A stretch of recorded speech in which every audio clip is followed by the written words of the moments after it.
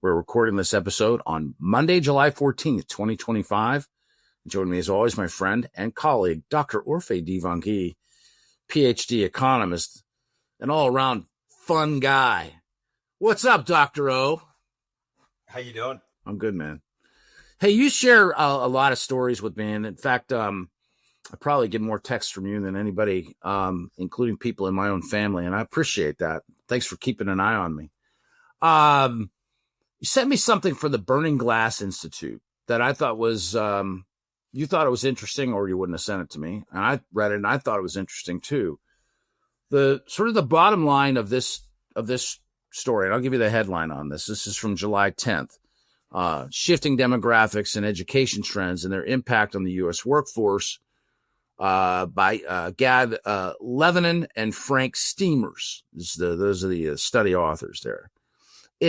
It really, in summation, or I guess in summary, is that the labor gap in terms of income is really tightening.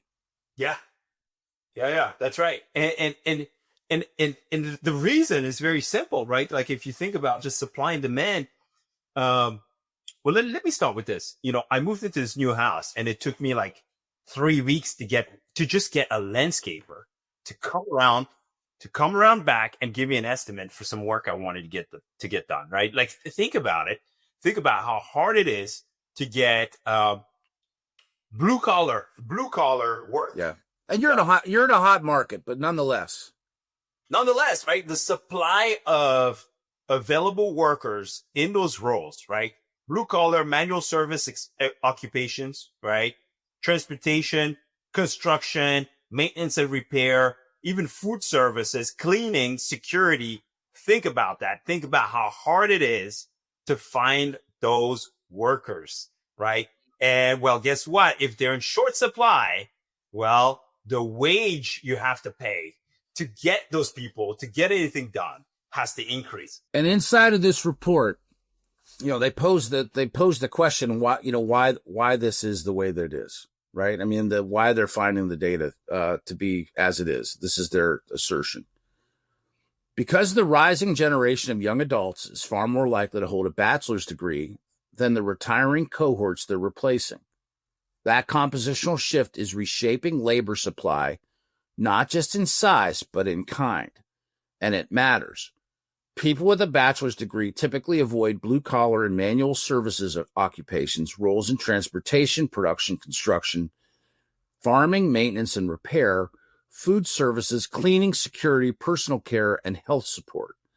As a result, the supply of available workers in those roles is shrinking and will continue to shrink in the decade ahead.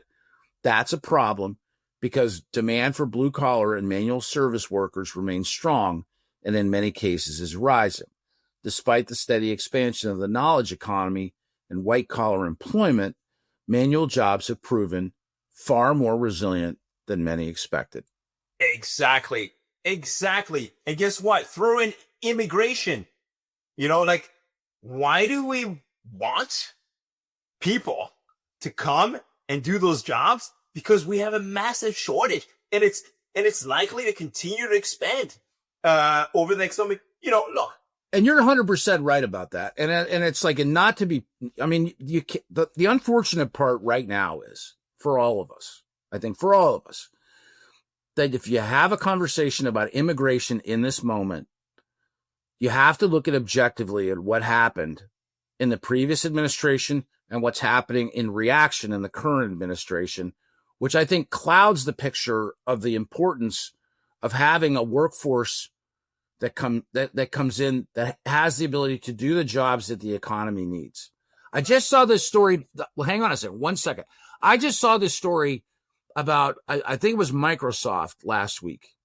And it's like one of those, like, not a shocking headline story, but they just let a whole bunch of people go. And if it's not Microsoft, I apologize. It's a big tech company, but I think it's Microsoft. But they're letting go of a whole bunch of people, thousands of people. At the same time, they're bringing in, brainy people, primarily from Southeast Asia, to replace them. That's not what this is that's not what this is about. The conversation that I think that we're trying to have would be on the sort of, I would say, the bottom end, and sort of like coming into this country to do the kind of work that actually needs to be done, where there's maybe fewer people based on this economic data. You got a younger, smarter, or, degreed population that doesn't want to go and do truck driving or stand there next to a stamping machine or, wants to, sell you shoes. It's just, there's just no, there's no actual solution that we're producing on our own.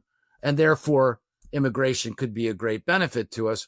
But again, that's clouded by this overarching conversation about how many people came into the country illegally and what are we doing to make that change. Strip the politics out of it, right? And you stick to the economics. What do the economics tell you? That highly educated white collar workers actually want and need blue collar workers and workers in manual. We need them. And so, of course, right, we're now seeing the situation, develop right before our very own eyes. And this shortage is going to be somewhat problematic for years to come. Here's something kind of interesting that's also in that report. It's kind of as a consequence of this. I'm going to pick this thought up in midstream. We can shape what it means. In recent years, labor shortages were more severe and wage growth was higher in blue collar and manual services jobs than in white collar ones. A complete reversal from the dominant pattern of recent decades where employers struggled most to hire workers with college degrees. Yeah. Yeah.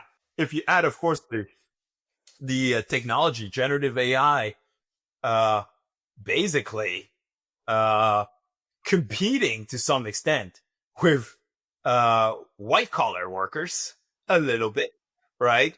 Doing some of those jobs, those office jobs, right? I mean, you don't need to be a terrific coder anymore because AI can get the job done, right? Or a copy editor, right? Because AI can get the job done.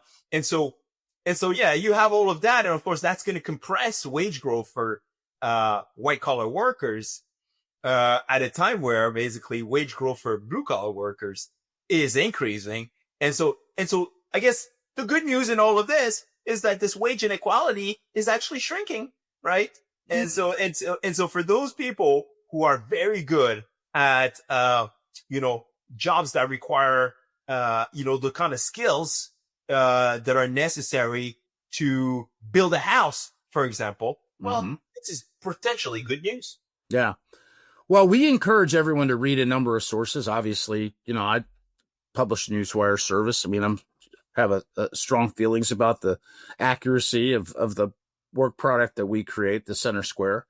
But we tell our own people internally, be broad readers, read all the way across, the areas of the news or areas of interest of yours, because it's important to bring in different perspectives. That story, Shifting Demographics and Education Trends and Their Impact on the U.S. Workforce, that can be found at the Burning Glass Institute, which is burningglassinstitute.org. Work. They do very good research. Well, I appreciate your thoughts, O.